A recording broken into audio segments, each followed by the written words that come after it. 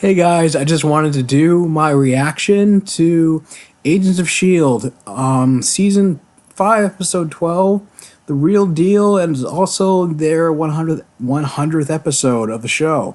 So, it goes without saying the show's come a long way. It was definitely met with, it didn't start off on like the best, it didn't really make a great first impression on people. Like, the writing was kind of iffy and kind of slavish to not being able to have any much creative freedom because of being like almost like an elongated like almost like this big prologue to Captain America Civil War until like season 2 it started doing more of its own thing. And it's really come a long way. I feel like this is definitely a show I've been following. I'm glad I stuck it out. I feel like my fate's been rewarded. I'm sure other fans who've stuck this show out, I feel like their faith has been rewarded, and the show's gotten better and better with time. And the last episode, you have the team who just got back from the future. Deke was inadvertently pulled through time to the present day and ended up getting arrested just for not having all these food and drinks and not having any money to pay for it, until Daisy had to risk her cover to bail him out of prison so he wouldn't expose the team, because they were still fugitives from being framed by Ava and the Superior last season, and they're still being hunted by General Hale. Piper had been manipulated into cutting a deal with General Hale, thinking that that she was just trying to bring them into custody and get the story straight, when she didn't realize that General Hale just wanted to kill them and sent like these androids after them, including an assassin who basically cut off Yo-Yo's arms, to why she had the stumps like she did in the future. And it turns out that one of the assassins responsible for it was actually General Hale's own daughter, and they were trying to recover I think it was like a Kree beacon that ended up being used as a bomb, I guess presumably by General Hale as a means of trying to assassinate the team. And I think was a Chronicon, or I don't know, one of those like robotic aliens like Enoch, like, and ended up getting killed in the explosion, trying to protect the team. And for the 100th episode, I'm interested to see what they're gonna do, because usually for milestone episodes like this, they try to do some kind of homage or callbacks to stuff that's happened throughout the series up to this point. And it's like this show has done all kinds of things, from the Hydra conspiracy that stemmed from Captain America 2 to Inhumans, LMDs being trapped in the framework, Hive. So it'll be interesting to see like if there be any kind of callbacks to that, how they're like work that into the show. And I'm just gonna check out this episode and just give you my thoughts and see what they're gonna do exactly.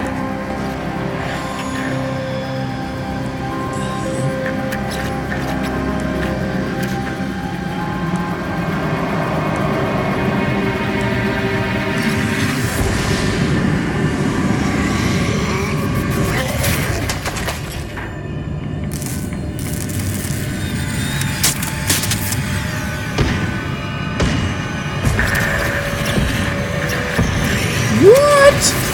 27. It looks like your drone took a wrong turn and went outside. Wouldn't that be nice? Unfortunately, this immense forest now exists approximately 150 feet below us. What? There are clouds and sky. Monoliths are blowing up together.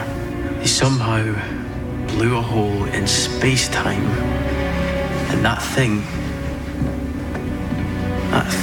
right there is another dimension bleeding back into our world.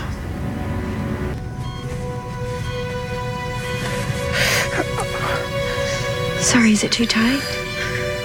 No. and the pain. So now. But sometimes my fingers feel like they're on fire. That's amazing. Oh my.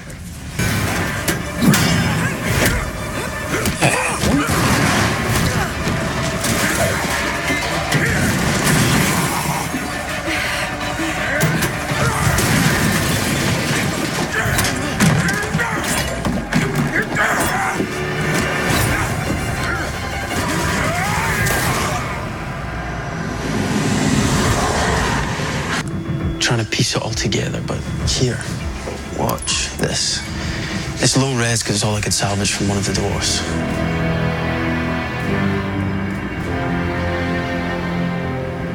This can't be. Fats? I think that when the monoliths exploded, they tore open something that I can only describe as a fear dimension. None of you are expendable. I go in alone. End of discussion. Wait, that's stupid and you know it. Military tactics 101, you never jeopardize a general when a soldier can do the You're job. not just a soldier. Not anymore, like it or not. You can't throw yourself on the You're grenade. doing that right now. You have to weigh consequences. Wait, no. To inspire who? Shield. There is no shields. Colson, there's no shields. Look around. okay, let's just No. May is never going to be full strength, whether you'll admit it or not. Mac is seconds away from quitting again because the love of his life, our only other strong fighter, was literally cut to pieces. Nobody quits. Piper stabbed us in the frickin' backs. And Fitzsimmons. My God, you really want to risk their lives again? They've been through enough. And guess what, Colson? That's it. That's everybody. No, that's not it.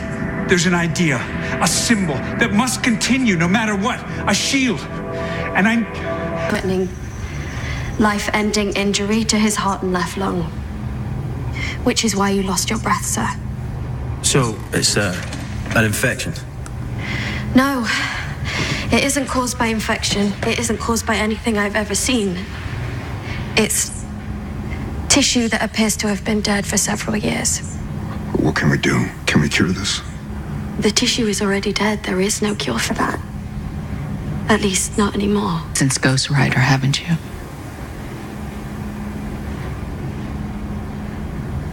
I didn't know how to tell you. And I didn't think I should. That's the deal you made. Whatever alien voodoo was holding me together, Ghost Rider burned through it. That was the price. So what? It gets to burn longer? I don't know. But my clock ticks faster, and we get to fight another day. How could you keep this from us? And none, but that was all you. You were what I believe in. You believe in yourself. And you should. No, if you want a symbol, you are the symbol. There's no shield without you. There's nothing without you. Come here.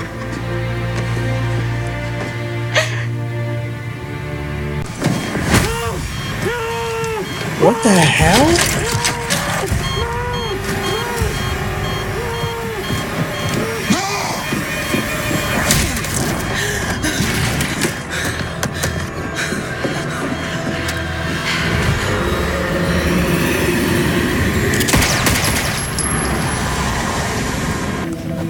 Are you telling me that I'm still in Tahiti? No, Colson, I'm telling you that you've never been to Tahiti, or Malta, or Puerto Rico, or outer space, or the framework, or the future.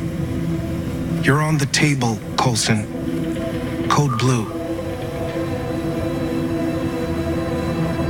We can't just wait around. He wanted us to do just that. No, Mike. This is fear. I thought I'd come to terms with death. But this is my fear of it manifesting because it's harder to let go of than I thought it Yes. You're struggling to let go. At least now you're mature. Oh, sweet. And I'll take you myself.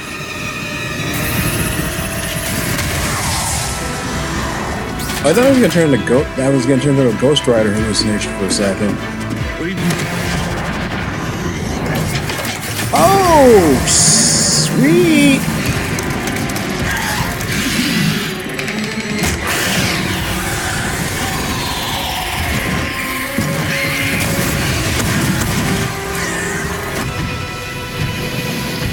Oh, that cassette. Oh, Hive.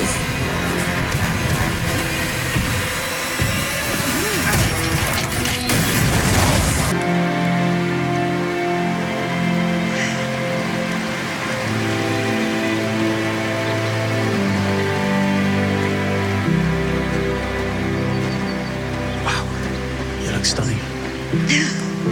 Pinned Turns out a lot of people pawn wedding rings. I had to find one that was going to be small enough for his little boy fingers. And then for hers, I found this ring that looks just like this one that my mom used to wear sometimes. It was my grandma's, I think. No! Something? I don't know. Thinking Deke Shaw could possibly be an LMD.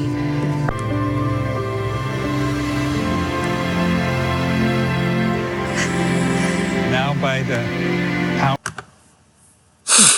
Wow, that was okay. So yeah, that was a really solid episode. So they were able to make some callbacks to the other shows with the whole, all the different monoliths blowing up. The one that took them to the future, the one that took Simmons to Mavith, and I guess like having all those three monoliths in storage and having opened up like a pocket dimension or like a dimension to this like fear dimension where it's like all their fears are manifesting, or at least as Simmons put it. But it's like at least it was clear with like Coulson, like Mike Peterson manifesting, saying that everything that Coulson has been through has just been like a near-death hallucination, and that everybody he's been working with represents different aspects of his personality. And the stuff talking about like being in the framework was just talking about how he wanted to be, it was him like, oh, he's imagining, his desire to become a history teacher like his dad. And, I guess that's something that he would have done, or something, I guess that was implied in season 4, that's something he would have done, had he not been recruited by S.H.I.E.L.D. And it also, because like in the framework, it played out like it extrapolated like people's life without regret, and what could have been, this what if scenarios or what could have been, and this really has kind of created a way to bring back Hydra in a way, and how different people's lives would have played out, which better yet. And it also kind of reminds me, and also that scene where he's like having flashes of like the different people he's worked with, and Coulson's starting to like have doubts about whether or not his reality is real. Is like, it made me think back to I think it was trying to remember.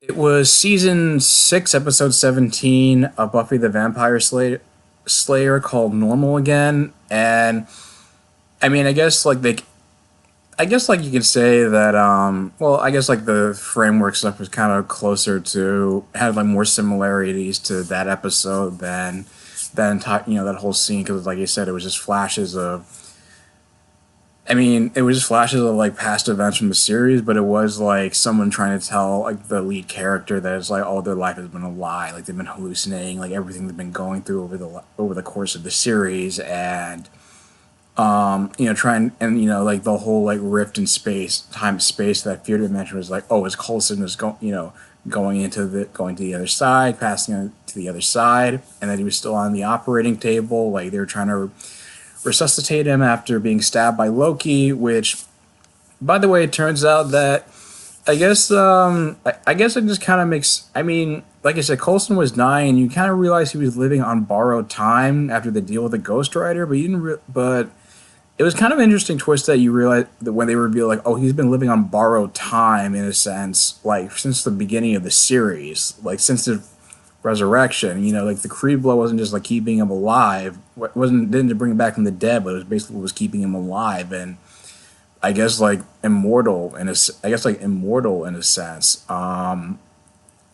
because like it's like like it revealed that the deal with the Ghost Rider was that it burned through all the burned through all the Kree blood that was keeping him, brought him back, was keeping him alive, and now like the lung and heart tissue is like that's where like Loki stabbed him in the Avengers. Like now it's like like Simmons said, it's been completely dead for year. It's been dead for years. That's where it's been stabbed. So now it's like kind of just like either it hasn't, there's no longer like, so I guess like is that they're no longer been healed and functioning, or is this basically like okay, so it's just reverted back to its like original state before being injected with the Kree blood, in which now like the deal with the Ghost Rider is like okay, you basically have like you're living with like dead tissue. Essentially, it was essentially like dead tissue, but you're still like living. You're really living on borrowed time more than ever, and living to fight another day, and that's why like he passed out. That's why he passed out because like he's he doesn't have, he has a near non-functioning lung, and the acting in here is like really solid, especially with the entire cast like crying at the revealing the news that Coulson telling them about the deal, them not being happy with the fact they're losing him and why, and Daisy being naturally being the one the most affected because of their whole father and daughter relationship they've had throughout the series, and I really like that scene, and Chloe Bennett's one heart to heart with Coulson to the point where it's like it kind of had me like choked up a little bit, and because like they have like a very like sweet relationship, and it's been the whole the father daughter thing's been very palpable, and so you've been able to latch onto for through for the beginning of throughout the whole run of the series, and I guess that's why I guess like what Daisy pointed out is like May's not in like the best shape because of her like leg injury from when she was in the future, and her being naturally pissed is like we could have gotten more Kree blood. We were in a future that was ruled by Kree. Like we saw Tess being brought back from the dead, and Coulson was just like, listen, I didn't want to get distracted from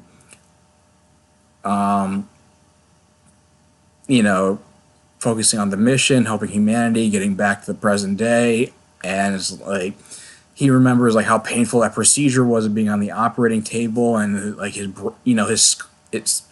skull being cut open and his brain being operated on, and it was just like he didn't want to go. That was such a painful procedure. I mean, he had to have his like memory suppressed for a time just to get over the trauma and not being like being suicidal, and he just figured it's like he wanted to come back, change a few people's lives, which he did. But he also didn't, like you said, he didn't want to be greedy and want to pass the torch to Daisy, and also the reason why he never wanted to. I guess he ultimately never want to take the leap forward with May and like getting fully committed into a relationship, considering is like she's already lost Andrew, doesn't want to like lose another lover. But it's also the fact like in spite of Coulson is being jaded from it, Coulson being a little bit like battle worn, a little jaded from his experience throughout since the last third of season 1, he still believed in Shield and that it has have importance and significance in the world and everything they were doing. That he wanted this to carry on in spite of the fugitive status and being delegitimized because of season 4 villains. And his speech to Daisy before he like lost consciousness was kind of reminiscent of like I think one of the episodes from right after Captain America: Civil War, when they were on the run at that time from Hydra and the government. Shield still has to stand for something. And I guess my only gripes with this episode were how maybe I was like slightly confused about like what like the LMD attacking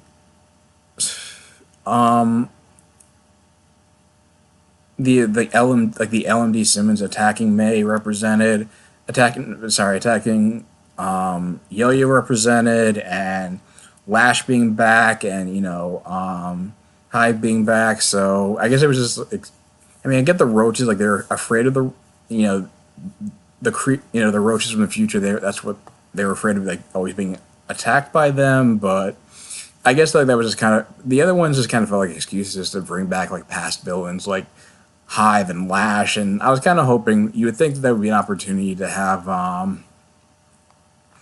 maybe bring back maybe Ada, or bring back Ada, or at very least like Grant Ward, since he was like such a like the show's longest running villain. And then but it was very sweet to have very sweet to have like the Fitzsimmons wedding. They've been through a lot of crap, and they deserve, and they that's something. I think this is the perfect time, the 100th episode, for them to get married. They deserved it. They've been through, and the twist, like finding out, like the whole, even the dialogue saying like, "Oh, I got this ring that it looked a lot like my mom. I think it was my grandma's," and then it was like, really, he's Deke's Fitzsimmons' grandkid, and that's going to be an interesting twist, and it'll make him like, interestingly having that seeing how all three of them kind of come to this realization, will like the influence it'll kind of have on Deke's character, and hopefully just make him like a little less weasel, being influenced by his grandparents, will make him a little less weaselly, and a more likable character. Not that he hasn't been on his way to being doing that since he arrived in the present, but more character development, the better. But anyway, guys, what do you think of the 100th episode? Leave your thoughts in the comments down below. If you like this video, like, share, and subscribe, and I will talk to you guys soon. Take care.